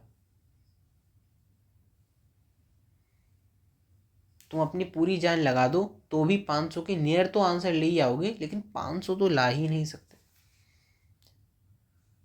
और साफ सुथरे वर्ड्स में बोलूं तो इन लोगों ने ये बोला था कि एफिशिएंसी कभी 1 नहीं हो सकती।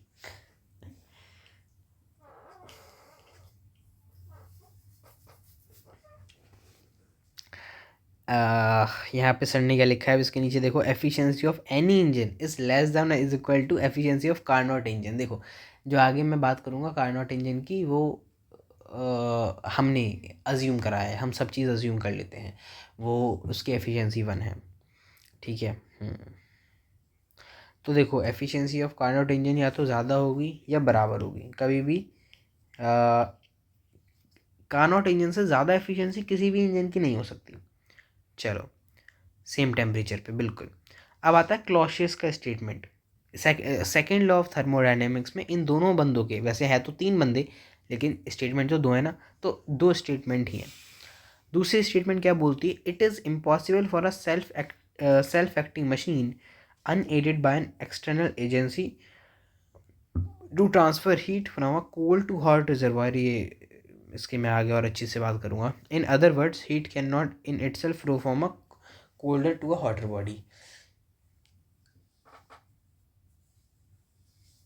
जो हीट होती है वो फ्लो करती है, सब बच्चे जानते हैं, हाँ सर ठीक है, हीट फ्लो करती है, कहाँ से कहाँ फ्लो करती है? सर जी ये तो हमें नहीं पता। हाई टेम्परेचर बॉडी से लो टेम्परेचर बॉडी में हीट फ्लो करती है। क्या मेरी हीट लो टेम्परेचर बॉडी से हाई में फ्लो कर सकती है? नहीं। क्लॉसियस ने यही बोला, क्लॉसियस ने बोला कि देखो यार, कोल्ड बॉडी से अगर तुम्हें हीट ट्रांसफ़र करवाना है हॉट बॉडी में, उल्टा कोई ना कोई तुम्हें एक्सटर्नल वर्क करना ही पड़ेगा, मतलब कि अपने आप नहीं हो सकती, ये बोला इन्होंने बस। इम्पॉसिबल है ये, इम्पॉसिबल सेल्फ एक्टिंग मशीन के लिए, ठीक है। अब आते हैं Carnot engine cycle. Carnot engine cycle देखो बहुत सालों से इस पे नीट में सवाल नहीं आया है, जेई मेंस में तो आया है, लेकिन जेई मेंस में भी कम कर दिया है, मेरे ख्याल से इस साल की शिफ्टों में नहीं आया है इस पे सवाल। कार्नोट इंजन साइकिल, अब देखो यार कार्नोट इंजन साइकिल में 2 प्रोसेस होती हैं। कैसी प्रोसेस? 2 प्रोसेस, 2 एडियाबैटिक और 2 ही आइसोथर्मल। क्या बात कर रहे हो? हाँ 2 ही एडियाबैटिक और 2 ही आइसोथर्मल, मतलब कि 4, हाँ एडियाबैटिक और आइसोथर्मल। तो फॉर्मूला क्या है सर? अब ईटा का फॉर्मूला है जितनी हीट मुझे मिली डिवाइड बाय जितनी हीट मैंने दी, Q net divide by Q positive, W net divide by Q positive. भाई अब ये मत बोलना कि डब्ल्यू नेट क्यू नेट कहाँ से आया, अभी मैं बता चुका हूँ। Eta is equal to Q one minus Q two divide by Q one, जितनी हीट निकली है उसे माइनस कर दिया, 1 minus T two by T one. मैंने जितनी हीट दी थी, अरे कुछ लॉस भी तो होगा, कुछ लॉस भी तो होता है। पाइप गर्म हो गया, मेरी कार का इंजन, जब मैंने कार मतलब बहुत लंबी चलाई, जो मेरी कार का इंजन गर्म हुआ वो तो एक वेस्ट एनर्जी है ना, वो तो एक वेस्ट एनर्जी है, उसका तो कोई फ़ायदा नहीं है, वो तो फालतू है, लेकिन लग तो गई ना। हाँ तो जितनी मैंने दी तुम उसमें से उसे माइनस कर दो, फिर जितना आएगा तुम्हारा आंसर वो नेट होगा तुम्हारा, जितना सच में आउटपुट मिला है तुम्हें। तो Q one minus Q two divide by Q one is equal to 1 minus T two by T one. क्या बनेगा? वैसे भी 1 minus Q two by Q one बनने वाला था, और क्यू टी के प्रोपोर्शन होता है 1 minus T two by T one, Q one minus Q two by Q one, ठीक है। टी वन तुम्हारा हाई टेम्परेचर है, सोर्स टेम्परेचर, टी टू तुम्हारा लो टेम्परेचर है, sink temperature.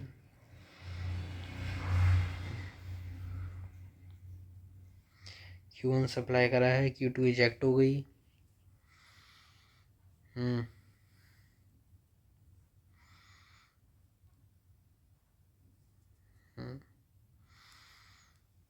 T1 high temperature है, तो T1 उस सोर्स का टेम्परेचर है और T2 है सिंक का, जहाँ जा रही है उसका लो है। ठीक है, T1 से T2 जा रही है। अब ये तुम्हारा हीट इंजन देखो ये ऊपर सोर्स लगा है, नीचे सिंक है। Heat engine is a device which converts heat energy into work. Heat engine एक ऐसा डिवाइस होता है जो हीट एनर्जी को वर्क में कन्वर्ट करता है। हीट एनर्जी को वर्क में कन्वर्ट करता है। हीट एनर्जी को वर्क में कन्वर्ट करता है। नाउ फॉर्मूला क्या है? फॉर्मूला तो अभी मैंने बताया था, 1-T2/T1 1-Tc/Ts। टीसी क्या है sir? Work done by heat engine. जो हीट इंजन ने सच में काम करा है, जितनी मैंने उससे एनर्जी दी है उससे डिवाइड कर दो, जितनी मैंने उससे हीट दी है। सोर्स ने जो हीट इंजन ने जितना काम करा वर्क डन, वो डिवाइड बाय जितनी हीट एनर्जी उसे मैंने सप्लाई करी। मैंने सप्लाई करी। Eta is equal to W/Q1। तो 3 फॉर्मूले फाइनली तुम्हारे देखो यहाँ पे बन चुके हैं। W/Q1 is equal to 1-T2/T1 is equal to 1-Tc/Th। Q1 is equal to Q2 + W। से ये कहाँ से आया? अरे देखो यहाँ पे मैं समझाता हूँ। ये हीट मैंने दे दी, जो निकलेगी वो तो वर्क डन यहाँ निकल गया, और जो नेट उसके पास चली गई। तो Q1 हो गया W लॉस, और Q2 Q1 is equal to Q2 + W। Okay, शायद सोर्स का टेम्परेचर ज़्यादा है TH और TC का कम है। ठीक है, TC सिंक है। हाँ, TC सिंक है। चलो, रेफ्रिजरेटर। ये तो ना इस पे सवाल नहीं पूछा गया है नीट में, लेकिन JEE से पूछा जाता है, तो एक बार देख लेते हैं। सर COP क्या होता है? ये COP होता है कोफिशिएंट ऑफ परफॉर्मेंस। क्या फॉर्मूला है? Q2/W। Q2 क्या है? जितनी हीट नेट गई है। W क्या है? जितना टोटल वर्क डन तुमने करा है।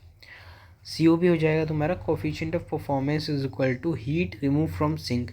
जितनी हीट रिमूव हो गई सिंक की। अब यहाँ पे देखो, रेफ्रिजरेटर में काम उल्टा चलता है ना। रेफ्रिजरेटर में काम उल्टा चलता है। सर काम उल्टा कैसे चलता है? यहाँ पे कूल बॉडी से जो एनर्जी होती है वो हॉट बॉडी में जाती है, मतलब कि TC से TH जा रही है। यही तो काम करता है रेफ्रिजरेटर। वो जितनी भी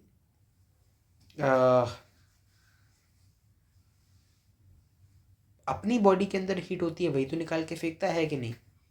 बस वही तो हो रहा है। मतलब क्या हीट इंजन का एकदम अपोजिट तुम्हारा रेफ्रिजरेटर है। यस, हीट इंजन के एकदम अपोजिट मेरा रेफ्रिजरेटर है। सो 1-ईटा/ईटा, ये फॉर्मूला है इसका। TC/TH-TC। ये TC क्या है? ये TC तुम्हारे सिंक का है, और TH तुम्हारा सोर्स है। ठीक है। और ये हमारे चैप्टर कंप्लीट होता है।